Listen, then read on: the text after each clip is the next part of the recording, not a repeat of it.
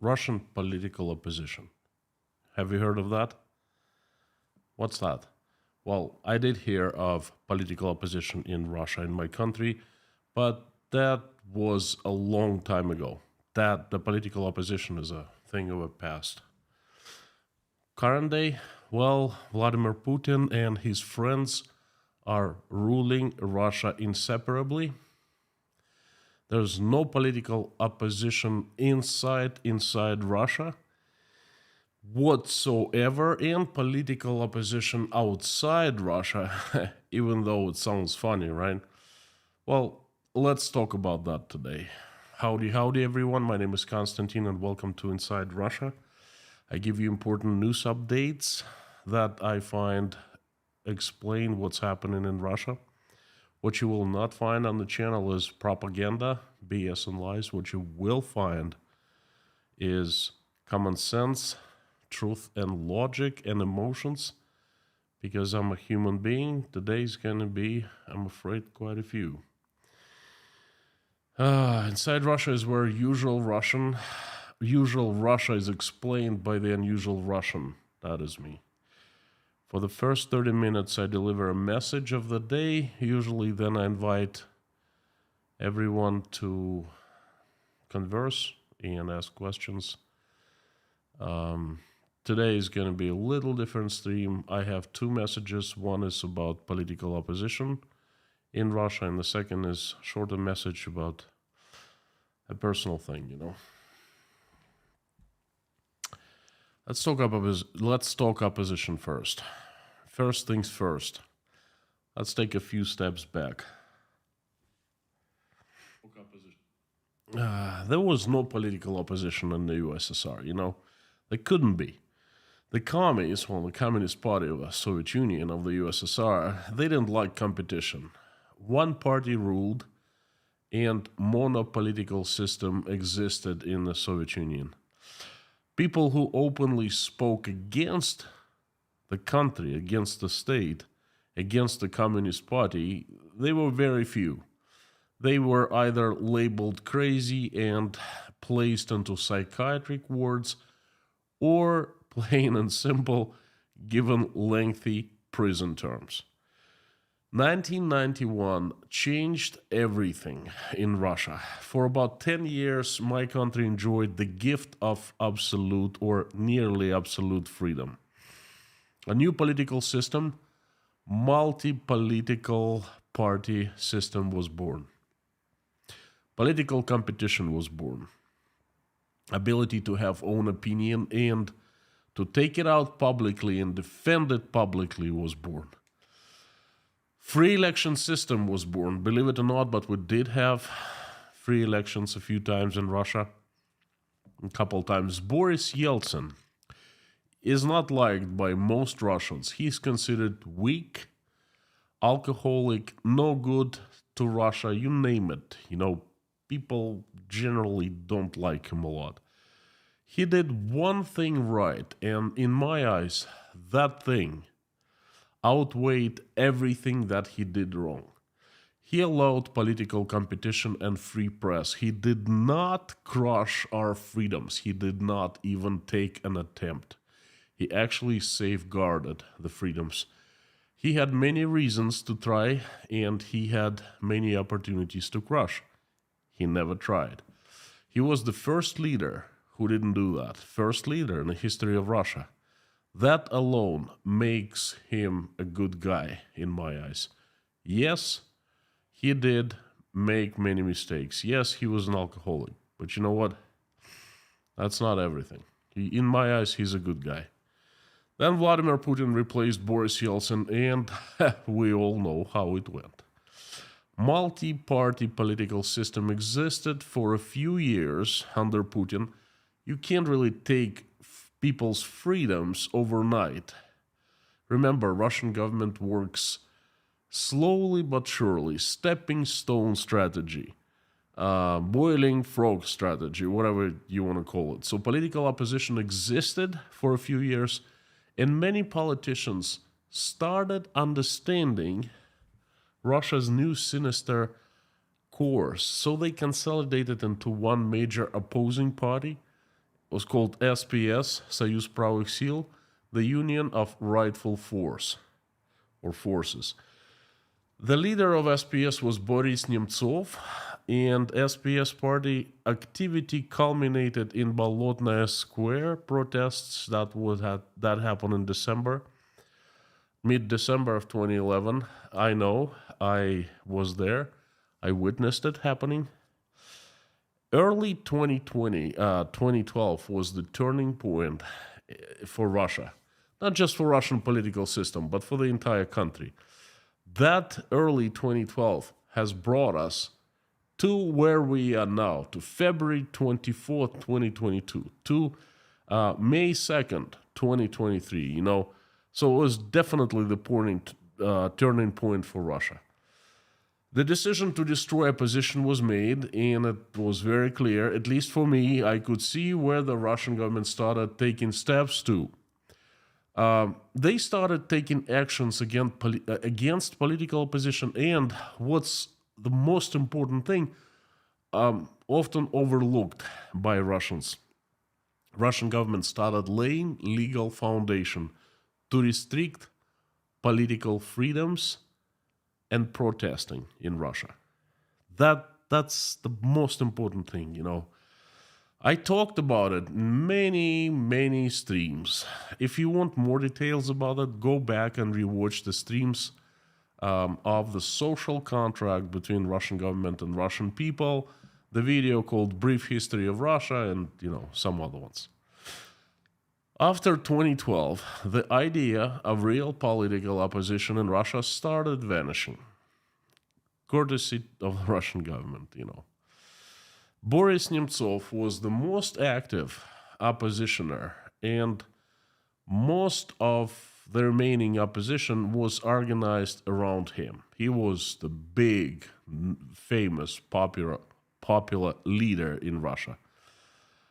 He was seen by many as a potential and probable successor to Vladimir Putin in the next elections, presidential elections. Boris Nemtsov was brutally murdered in early 2015. Right in front of the Kremlin, in plain sight, among hundreds of KGB agents that are always on the lookout for the safety of the Kremlin, all around Kremlin, where every single square inch is video surveilled, where everything and everyone is constantly watched and even x-rayed. Nemtsov's murder still remains an unsolved mystery. In absence of Nemtsov, a young Russian guy started gaining popularity. His name is Alexei Navalny. He never positioned himself as a politician, although he had a shot at mayor of Moscow. He participated in the elections, and the rumors have it that the elections were stolen from him. But I don't know. I can't really tell. Instead of a politician, he never proclaimed himself a politician. Instead of a politician, he proclaimed himself being an honest citizen and an activist. And he created FBK, the Foundation for Fighting Corruption in Russia. FBK is very famous for conducting its investigations. They take a top politician usually, and they investigate everything about him or her. They investigated most major politicians, including Vladimir Putin himself, Dmitry Medvedev, Vladimir Putin's family, Sergei Shoigu, and the likes. The investigations are usually of very high quality and use common sense and present many facts and are based on fact-checking.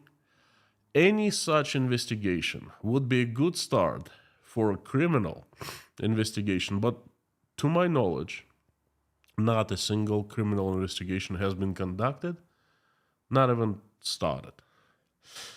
Well, although not a political party, FBK gained a huge popularity in Russia, especially among younger generations, among younger Russians. After,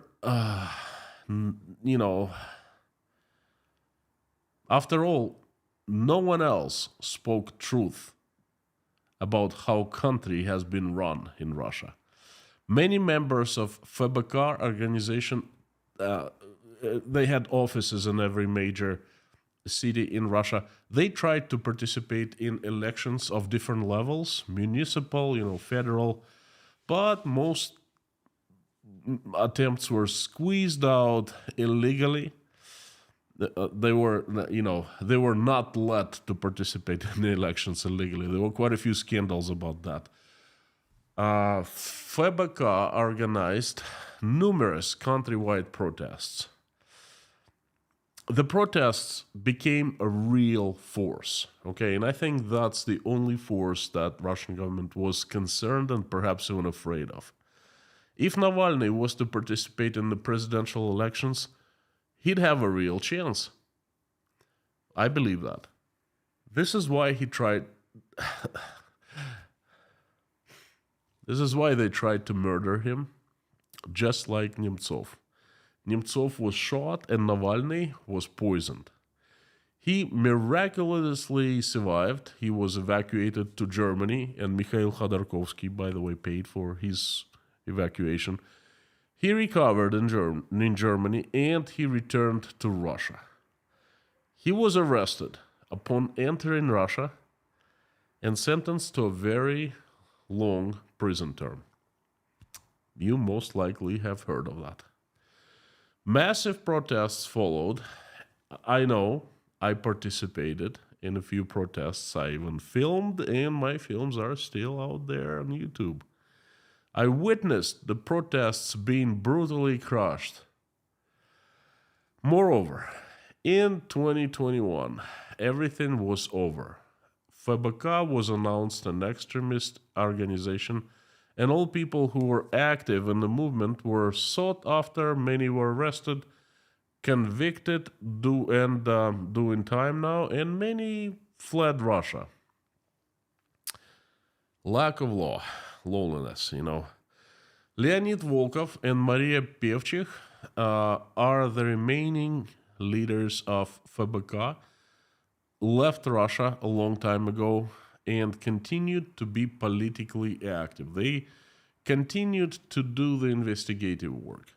Leonid Volkov resigned not too long ago, at the end of last year, after he signed a letter to ask the British government to lift sanctions of one of Mikhail Friedman, one of Putin's friends, one of the Russia's most biggest oligarchs, definitely not on the way of light, if you know what I mean. None of us has had any doubts who Friedman is. Yet, the acting head of FEBK, Mr. Volkov, vouched for the guy. He knew what he was doing, okay? Then he immediately resigned. I wonder how much money he cashed in. FEBK still exists, but it's not a political force. Maria Pevchikh is the only person who is left as operating director or operating head of FEBK while Navalny is still in prison.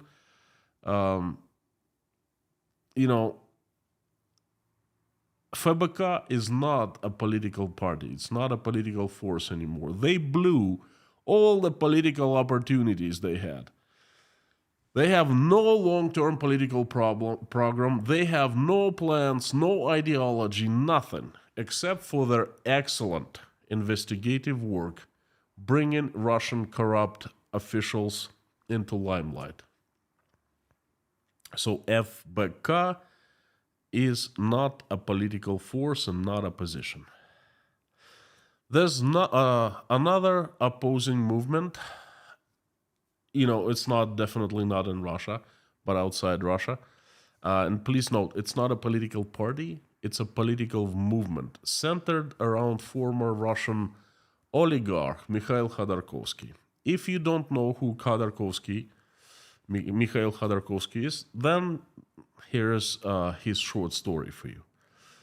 He was a ruthless oligarch from the 90s. He somehow, in his oligarch ways, got hold of Russia's largest oil company, and he created company. He consolidated oil assets. His company was called Yukos. He was named one of top 10 most influential people in the world by Forbes magazine, the only Russian who got made the list. And he started voicing his political ambitions. In 2003, he was arrested and sentenced to a lengthy term in prison. He served 10 years, and then, out of the blue, he was released in secret, and a private plane picked him up right at the prison and flew him outside Russia. He was released. I guess he was forgiven by Vladimir Putin or something like that, you know. He was not involved in politics for quite some time. I think that was a condition of his release. And then, after a while, he started getting involved. Mikhail Khodorkovsky did not form a party.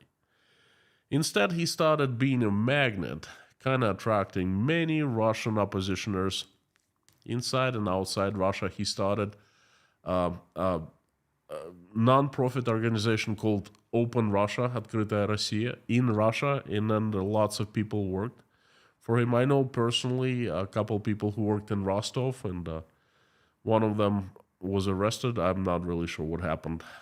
Must be serving time, doing time right now. So he financed, hey, he's a former oligarch after all, He financed and financing many opposition personalities. Can't say leaders because there aren't too many leaders, even outside Russia, but there are a few. Ever since Russia invaded Ukraine, Khodorkovsky has started being very active politically. He's been trying to consolidate Russian opposition personalities, and he finally succeeded in doing so. Yesterday, May 1st, believe it or not, Declaration of Russian Democratic Forces was created and signed by some of the opposition leaders, very strong leaders and personalities. Among others are Guriev, Gudkov, Fagin. Surprisingly enough, FBK did not participate in this meeting and abstained from signing the document, which is really, really strange, Being Russia's political force at some point, it's really strange. It has distanced. Anyway, it distanced itself from all others. In my opinion, that's not good. We all know what happens when just one party prevails in any country. We all know it too well.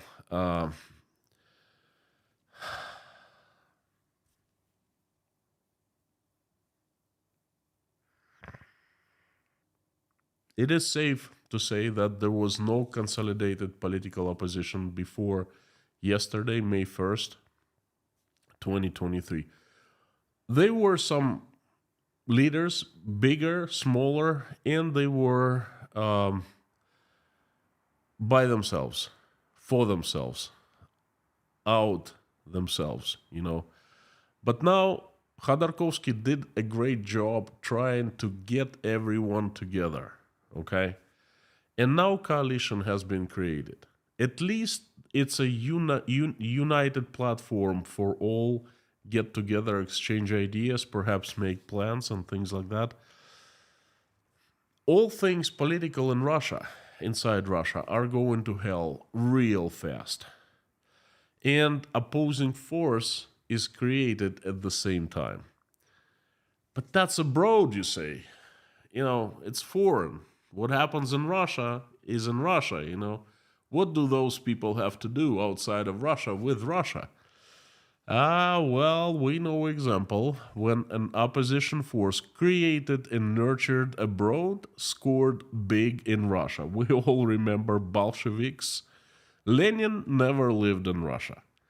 He lived in England, Switzerland, and Germany. That's where he came up with his ideas. That's where he created numerous internationals and his organizations and so forth. And look what he did to Russia and in Russia. So 2023, this next political year in Russia, is going to be very interesting. Folks, this has been my main message for today, but this is not the only one. I have another message, and it's very personal, and it's pretty infuriating. Disturbing, not infuriating, but disturbing for me personally.